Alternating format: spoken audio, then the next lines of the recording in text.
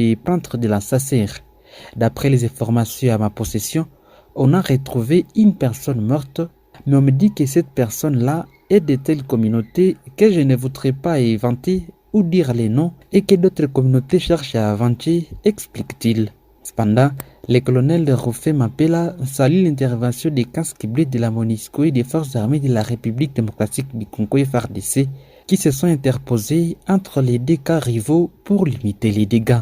Nous félicitons la force de la mission des Nations Unies pour la stabilisation à la République démocratique du Congo MONUSCO qui, au niveau des Drodo, est en train de chercher à maîtriser la situation avec les éléments du 3202 régiment basé à Mansumbuko, qui sont déjà déployés de gauche à droite pour qu'on arrive à maîtriser la situation, a-t-il ajouté. Par ailleurs, il appelle les deux parties à l'apaisement et surtout à privilégier la voie pacifique pour résoudre leurs différends. Les violences ne nous amèneront absolument à rien. Nous devons chercher une paix durable et nous devons chercher à bannir la haine et la vengeance, interpelle-t-il.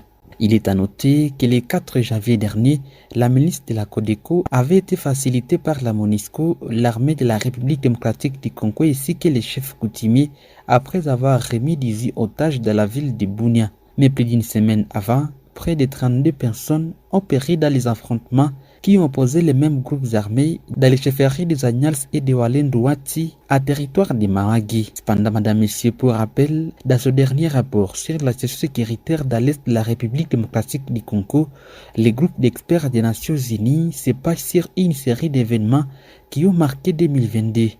Il revient par exemple sur l'attaque le 10 août par les ADF de la prison de Kakwankura à Butembo au Nord Kivu. Ces jours-là, plus de 800 détenus s'étaient évadés. Il n'y avait pas que des combattants ADF parmi les évadés, mais également des populations civiles. L'attaque a commencé vers 2 heures du matin après l'entrée d'environ 80 combattants ADF dans la ville de Butembo. Ils sont arrivés dans la ville en venant de la direction des cas de Moualika et ils ont attaqué d'autres cibles autour de la prison pour détourner l'attention. Selon le groupe d'experts des Nations Unies, armés de fusils d'assaut de type AK-47 et de mitrailleuses PKM, ils ont ouvert les portes avec une tronçonneuse comme ils l'avaient fait pendant l'évasion de Kangwai et ont précipité tous les détenus hors du bâtiment de la prison à 15 minutes environ. Selon les experts de l'ONU, il s'agissait du 3e recrutement massif de ces mouvements terroristes au cours des 2 dernières années. Avant cette attaque spectaculaire, il y avait l'opération visant en octobre 2020 la prison de Kangwai. Il y a eu ensuite le recrutement des jeunes Hutus dans la province de l'Ituri. Les ADF se sont spécialisés dans les attaques des maisons carcérales ces dernières années.